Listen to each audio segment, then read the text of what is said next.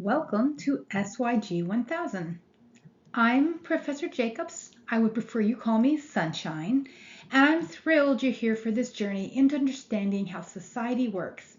Today we'll cover introductions, weekly expectations, materials, points, and our book-based self-paced approach, a discussion board activity, and the due dates. By the end, you'll have your roadmap for success. I'm a social demographer studying ethnic formation, migration of vulnerable populations, and climate-driven migration. Outside academia, I kayak, garden, make pottery, and love my pets. Here's how I support different learning styles. I embed all essential book content directly into these PowerPoints, often straight from the publisher, but modified for our needs. I include quiz questions throughout to break up material and highlight key concepts.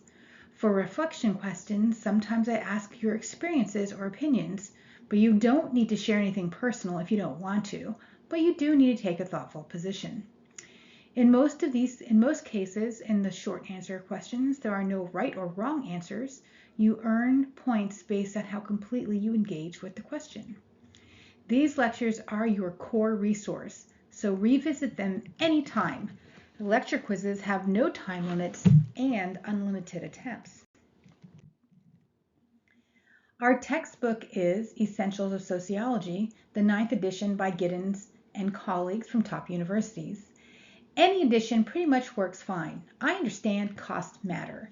Sociology transforms you into a critical thinker, so look at these characteristics that I think that would be helpful for you to consider cultivating, or perhaps you already have them. These characteristics are curious, compassionate, aware, decisive, honest, willing, and flexible, and creative. These aren't just academic skills, they're life skills for any career path. The sociological imagination will forever change how you see the world. Let's talk points real quick. Lecture quizzes are 30 points weekly, discussion boards 25 points weekly, and the unit quizzes are 100 points each. There are 2 of them, so that'll be 20% of your grade. The final exam is worth 110 points, which is 11% of your grade, and the self-reflective essays are 70 points each, for a total 14%. Here's the key. I offer way more than 1,000 points, and you only need 900 to earn an A. I call this death by 1,000 paper cuts. Many low-stakes assignments, but missing some won't hurt you. Let's just do some quick math. There's 12 weeks in this express course, and if you get 30 points of quizzes a week, that's 360 points. If you add 12 weeks and 25 points for discussions, that's another 300 more. Most students earn their desired grade before the course ends, freeing up time for other classes. This system makes success achievable while ensuring real learning.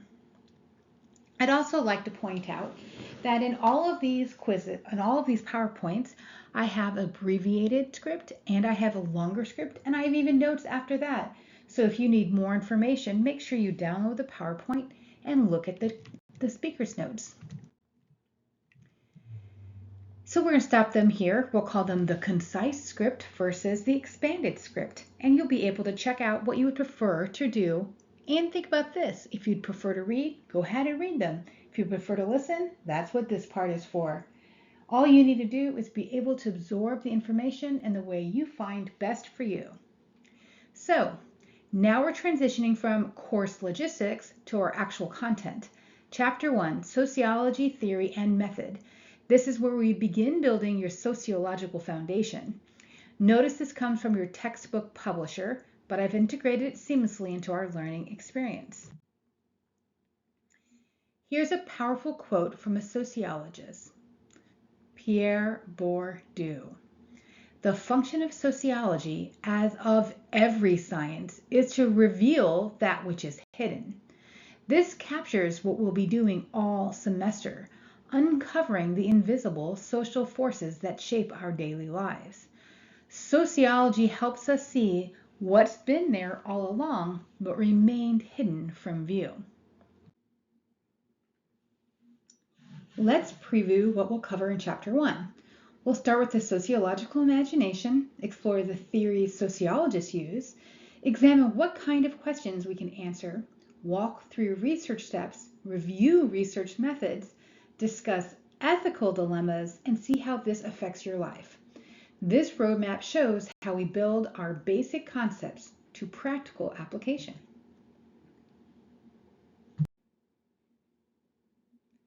Three key concepts to master are here. First, sociology is the study of human groups and societies focusing on the industrialized world. Second, personal troubles, difficulties in individual lives that seem private. Third, public issues, problems connected to social structures and institutions. Understanding the difference between personal troubles and public issues is central to sociological thinking. Your first question in your quiz is, what is sociology? And the answer is, sociology is a scientific study that is wide in scope. It ranges from how we establish social connections with each other locally to investigating human social processes on a global scale. It places particular emphasis on the industrial world and how we function in it.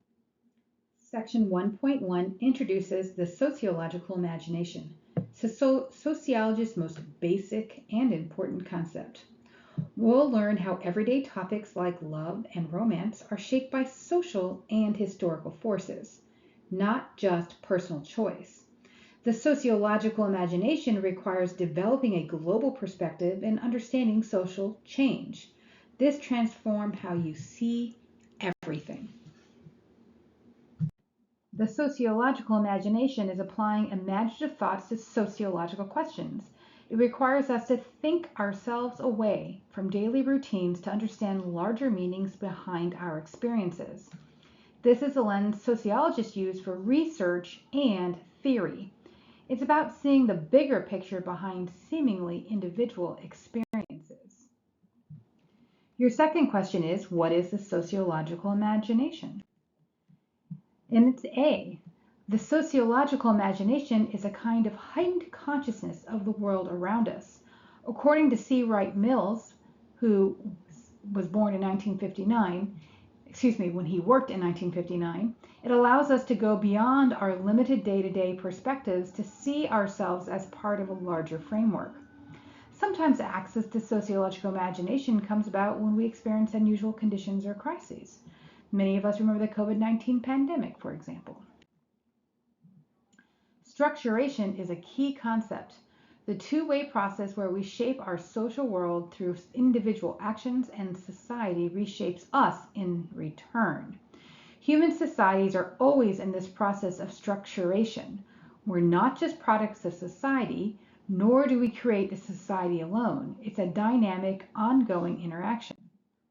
Your next quiz question is, what are the social contexts of our lives consist of regularities in the ways we behave and in the relations we have with one another. This pattern of social context is what sociologists refer to as which of the following? Social structure. That refers to the fact that social contexts are not just a random assortment of events or actions. For example, there are regularities in the ways we behave with one another. According to Emil Durkheim, when we analyze social structures, we are studying characteristics that have solidity comparable to structures in the physical world. Sociology requires a global perspective because local and global connections are increasingly important. Globalization means economic, political, and social interconnectedness of individuals worldwide. What happens in your community connects to global patterns, and global forces shape local experiences. Throughout human history, most people lived in small, isolated groups, but now most live in cities. Technology and communications continue changing how humans live. Our world systems keep changing, but sociology's purpose remains the same, understanding our world and the future it holds for us. In section 1.2 is going to cover sociological theories. You'll learn about sociology's development as a field, meet leading social theorists and their key concepts, and understand different theoretical approaches modern sociologists use. Theory is not abstract. It is the toolkit we use to make sense of social life. Creating theories means constructing abstract interpretations to explain various situations. Research and theories can never be completely separated. Theory helps identify research questions, while facts help evaluate theories. Once we have facts, we need theory to interpret and make sense of them. Sociology was born during the upheaval of industrialization in Western Europe. The French Revolution was part of major shifts in ideas, including the rise of secular thinking. The Industrial Revolution shifted the economy. These massive social changes created the need for a new way of understanding society. So take a moment here and think. One of the early goals of sociology was to understand the impact of social transformations that took place during the Industrial Revolution. Their goal was to understand the world and what the future was likely to hold for us. So now I want you to think, what are some contemporary questions that sociologists should pursue? Meet Auguste Comte, the French philosopher who gave sociology its name. He insisted on a scientific approach and saw sociology as a tool for improving human welfare. Comte believed we could study society using the same rigorous methods as the natural sciences. This is Emile Durkheim. He built on Comte's scientific approach by studying social facts, aspects of social life that shaped our individual actions. He saw society as a body needing all of its parts to function in harmony. This organic view of society became central to sociological thinking. Durkheim gave us key concepts: organic solidarity, social cohesion and institutions working together, social constraint, how groups influence our behaviors, and division of labor, task specialization. He even studied suicide sociologically, showing that seemingly personal acts, this extremely personal act, has social patterns. Durkheim introduced anomie, when social norms lose their hold over individual behavior. He believed rapid modern changes created social difficulties, leading people to feel aimless or despairing. This concept helps many explain contemporary this concept helps explain many contemporary social problems. Sorry about that. I want to take a moment here and stop. I want to make sure you know that your mental health is serious. If you're struggling with thoughts of self-harm, help is available at TSC through Mantra Counseling Services. Call them directly or visit Student Services.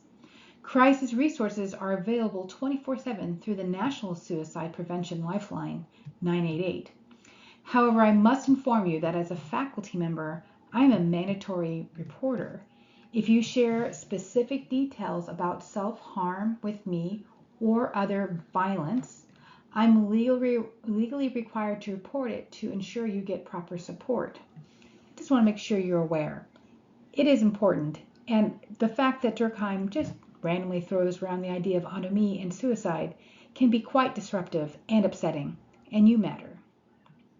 We're going to move on now. This is Karl Marx. I've noticed many sciences like to claim them as one of their fathers. Karl Marx focused on capitalism and class inequalities.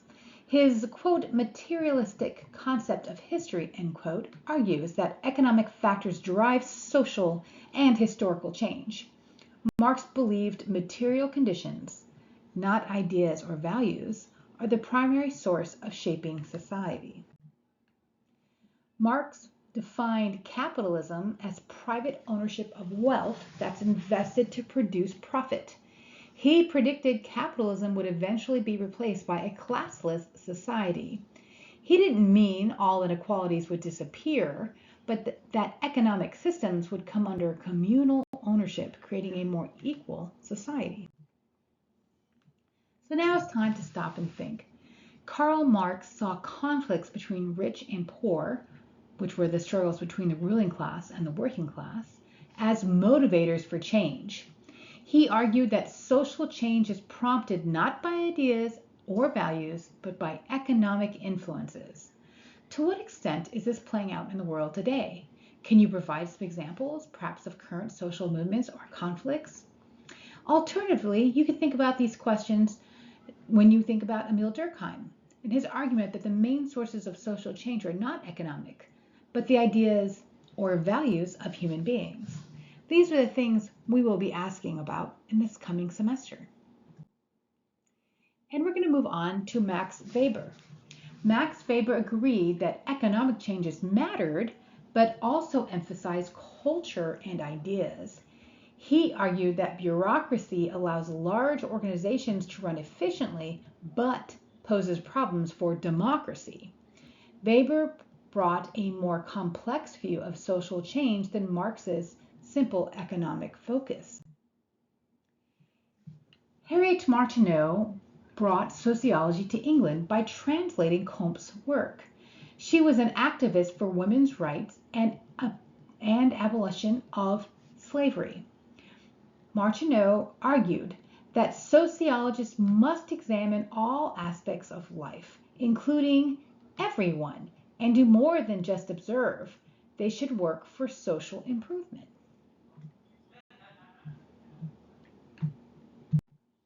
The next quiz question is actually a video response. And more importantly, or perhaps just as importantly, I should say, it is super important that you do an identity verification requirement. This is in compliance with the Tallahassee State College policies and the Florida Board of Governors regulations.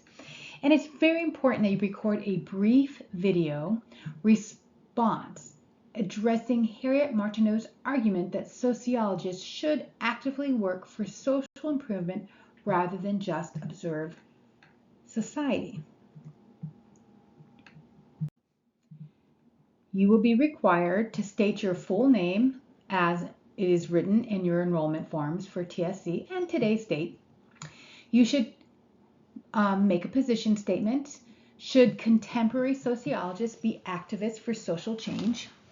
And you should reference at least two concepts from our study of classical theorists. So you could refer back to any of the ones that are in this lecture, or if you'd like to go and do some research, I'm happy with that too. Just identify where you get those theorists from and what they represent. Your personal explanation is to explain how this perspective would influence your approach if you were conducting sociological research. So please make sure that there's some technical issues here. I really need to see your face. So don't be wearing masks or have puppets in front of your face or something. And make sure you upload this by the platform. So I accept the standard video formats, and in Canvas, although there has been mixed changes over the last few semesters about this, you should be able to upload a video directly in there. When you select insert upload, at first it says drop or drag, but if you look, there's another tab that says record, and you should be able to record directly in Canvas. I note that not everyone has the same interface. As long as you're able to upload any video with these requirements, I'm super happy to look at it. If for some reason it is just really making it hard, the other thing you can do is look at the submission comments next to the activity. And hello, my cat just jumped on me, sorry. And the other thing you can do is submit a video comment there and do this there if you're having a lot of difficulties. Sorry for all the confusion and the technicalities. Remember, I am available. If you need to, you can definitely email me or meet me during my Zoom office or make an appointment for Zoom, and I'll help you with this activity. So moving on. Finally, we're going to talk about another early theorist. His name was W.E.B. Du Bois, who was the first African American to earn a doctorate from Harvard and helped found the NAACP. He introduced double consciousness, the identity struggle of African Americans seeing themselves through others' eyes. Du Bois declared, quote, "The problem of the 20th century is the problem of the color line," end quote. Symbolic interactionism, developed by George Herbert Mead, emphasizes symbols and language as core elements of human interaction. A symbol is one item used to represent another, like a flag symbolizing a nation. This approach focuses on how people create meaning through interactions. Functionalism is another modern theoretical approach, and it explains social events through their functions, the contributions they make to society's continuity.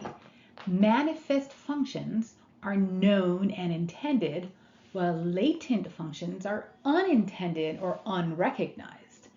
This approach asks, how does this social pattern help society function? The third most common modern theoretical approach is conflict theory. Conflict theories emphasize political and economic power and oppression in shaping social order.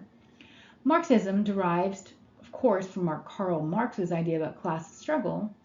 The key concepts here include power, the ability to achieve aims, and ideology, shared beliefs that justify dominant group interests. So another common conflict theory are actually feminism type theories. Feminism advocates for women's rights to be equal with men in all spheres of life. Feminist theory emphasizes gender centrality in analyzing society, particularly women's experiences. There are many strands of feminist theory, but all share the goal of explaining and overcoming gender inequalities.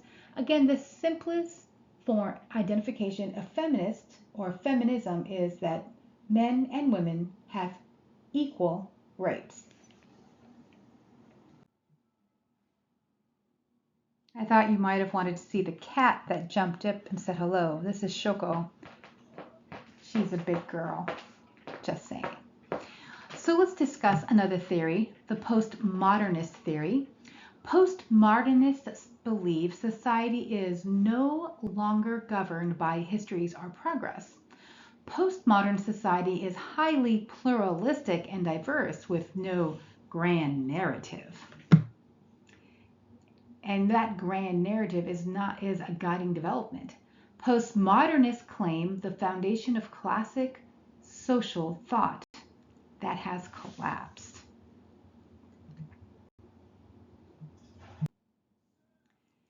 So the next question you have is, how have the major theories of sociology evolved over time? What was missing from the earliest theories? How have ideas such as Marxism, feminism, and racial consciousness contributed to how we study society and ourselves? A theoretical approach is a broad orientation in sociologist subject matter, distinct from a theory. Theories are more narrowly focused, trying to explain social conditions or events. Theories usually form during research and suggest problems for future investigation. Microsociology studies human behaviors in small-scale, face-to-face interactions. Macrosociology studies large-scale groups, organizations, or social systems. In practice, these two levels work best when applied together to understand social phenomena completely. So your next quiz question is, what is microsociology? Excuse me. And the answer is, microsociology is the study of everyday human behavior in small-scale interactions. It contrasts with macrosociology, which is the study of large-scale groups, organizations, or social systems. So now we're moving on to section 1.3, which describes the different types of questions sociologists address in their research. Understanding what sociologists can and cannot answer helps you think like a sociologist and recognizes the scope and limits of the discipline. Sociology, as a social science, must take an empirical approach to answering questions about the world. Science means disciplined marshaling of empirical data combined with theoretical approaches that illuminate these data. Empirical investigation means factual inquiry in any area of sociological study. So your review question number 5 is sociology can be considered a science because it does which of the following? According to Emil Durkheim, for sociology to be a science, it must study social life with the same objectivity that scientists use to study the natural world. He argued that we should analyze, quote, social facts, end quote, which are aspects of social life that shape our actions, such as religion, as things, as vigorously as we would objects or events in nature. So sociologists ask 4 types of questions. Factual questions raise issue about matters of fact. Comparative questions draw comparisons among different societies. Developmental questions focus on the origins and developments of institutions in particular. Theoretical questions seek to explain observed events and allow us to generalize about social life. Your next quiz question is, what role do theoretical questions play in sociological research?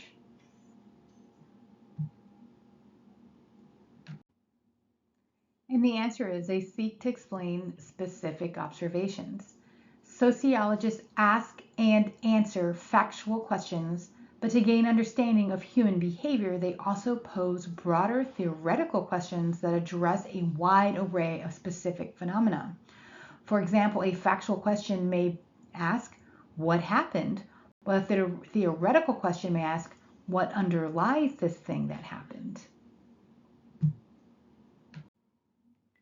So section 1.4 teaches the steps of the research process so you can complete research yourself, which we'll do later in the semester.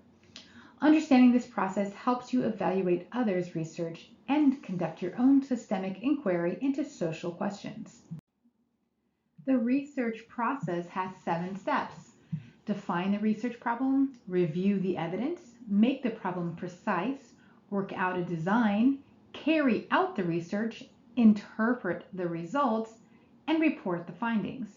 This systemic approach ensures reliable, valid research.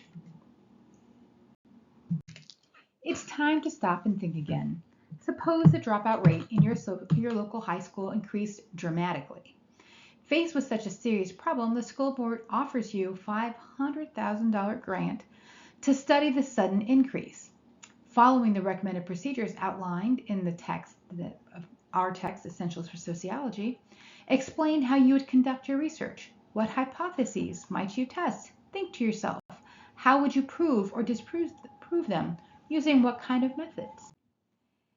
Key concepts to consider in the research process is a hypothesis, which is an idea of guess about a given state of affairs, put forward for empirical testing. Data is factual information used for reasoning, discussing, or calculating. In social science, data often refers to individual responses to survey questions. As we move on to section 1.5, we will familiarize you with methods available to sociological researchers and their advantages and disadvantages. You'll see how researchers use multiple methods in real studies. Understanding methods helps you evaluate research quality and design your own studies. Qualitative methods rely on personal interviews, accounts, or observations to understand meaning and experience. Quantitative methods use statistical data to document trends, compare groups, or explore correlations. Scholars increasingly use mixed methods combining both of these approaches. Ethnography is the first-hand study of people using observation, in-depth interviewing, or both. Participant observation means the researcher takes a part in the group's activities being studied, and some ethnographers participate directly. Others observe from a distance. Both approaches provide deep understanding of social life. Your next question is, which of the following best reflects the definition of ethnography? The answer is D. Ethnography is a qualitative research method that relies on gathering personal and collective interviews, accounts, or observations of a person or situation. When sociologists use ethnography, also known as fieldwork, they may socialize, work, or live with members of a group, organization, or community. Researchers may participate directly in these activities they are studying, which is known as participant observation. So surveys are another method of getting data. Surveys administer questionnaires to populations being studied. Survey researchers work with large samples to generalize findings. The US Census exemplifies surveys, and I use this data a lot, basically seeking basic information about everyone in the United States. Surveys excel at documenting patterns across large populations. Surveys use two question types, kind of like your lecture quiz. Standardized questions offer fixed response choices that are easy to compare and count. Open-ended questions provide detailed information, but responses may be difficult to compare statistically. Most surveys combine both types strategically. Survey items must be understandable to both interviewers and interviewees. Researchers developing new survey questions often conduct pilot studies to test new items. A pilot study is a trial run that helps identify problems before conducting the full research. Key sampling concepts for surveys are: a sample is a small proportion of a larger population. A representative sample is statistically typical of that population. Sampling studies a proportion as representative of the whole. In other words, we don't ask everyone, just a few people. However, it can't just be anybody. Random sampling gives every member equal probability of inclusion. Experiments allow variables to be analyzed in controlled, systematic ways, either in artificial situations or natural settings. Several experimental studies have contributed important sociological knowledge. The infamous Stanford prison experiment by Philip Zimbardo demonstrates both experimental possibilities and ethical concerns. You might want to look that one up if you want some fun stories. Maybe fun is the wrong word there. Anyway, some key statistical concepts that that are often explored when we're talking about these methods include measures of central tendency, which basically are ways of calculating averages. The correlation coefficient measures the degree of relationship between variables, and the mean is the statistical average based on dividing the total by the number of cases. Don't worry, this isn't a math class. These words might come up again, and I'll explain them again. Additional statistical concepts, again, ones that I just want to remind you of the words, but you will not be responsible necessarily for knowing or applying them right away, is the mode, which is a number appearing most often in a data set, and that can be helpful for showing central tendency. The median is the number falling halfway in a range, and standard deviation calculates the spread of figures. This is all very complicated. Degree of dispersal shows the range of distribution of the data. Now we're getting complicated. So, comparative and historical sociology help researchers understand variation in social phenomena across time and space. Comparative research compares findings across different societies. Oral history interviews people about events they witnessed. Triangulation uses multiple research methods for more reliable data. We're going to move right back into the next part of our text, which is 1.6. What ethical dilemmas do sociologists face? And this is pretty spicy stuff. I also want to remind you, this is a very long PowerPoint, and you should feel free to stop it and start it and come back to it as you want. So, section 1.6 helps you recognize ethical problem researchers face and identify solutions. Research with human subjects raises complex ethical questions about privacy, consent, potential harm, and the researcher's responsibility to participants and society. Laud Humphrey's tea room trade study. That's an interesting one. Anyway, he investigated public restrooms where men had sex, often hiding from wives and families. This was groundbreaking work and it was valuable, but it revealed the ethical dilemmas sociologists face when studying sensitive topics involving deception and privacy. Unfortunately, through his work, he outed several people. It was not good. So we have made some changes about this. If you're interested, you should definitely check out the book, The Tea Room Trade Study by Laud Humphreys. It's from 1970. It's really old, but fascinating. So here are some ethical questions.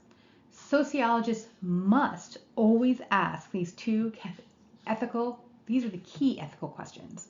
Does this research pose risk to the subjects greater than everyday life risks? Do the scientific gains or benefits balance the risks to the subjects? These questions guide ethical decision making in research design. However, today, research with human subjects must follow rules enforced by institutional review boards. Every institution who produces research has an IRB. They are at universities and hospitals and other places. Key practices include consent, which is very important, which is telling participants about the risks and benefits and debriefing, and revealing the study's true purpose, sometimes after completion. I wonder how ethical that is. That's definitely something to consider. So now is a short answer question. Based on the presented information on research ethics and the IRB procedures, would you participate in sociological research? Explain your decision by referencing specific ethical principles covered in class, such as informed consent, potential risk benefits, researcher responsibilities. Describe what conditions would need to be present for you to feel comfortable participating, and connect your reasoning to ethical frameworks, which we have studied. I encourage you to have about 150 words. I'm not actually going to count exactly. Make sure you get the answer done and how many words you need. So, moving on to section 1.7. This shows us how adopting a sociological perspective develops richer understanding of ourselves, our relationships, and the world. The sociological imagination transforms how you see personal experiences and social problems. Sociology offers 4 key benefits. First, it enhances awareness of cultural differences and social structures. Second, it improves ability to assess public policies. Third, it provides knowledge for direct personal choices. And fourth, it teaches analytical skills important for many careers.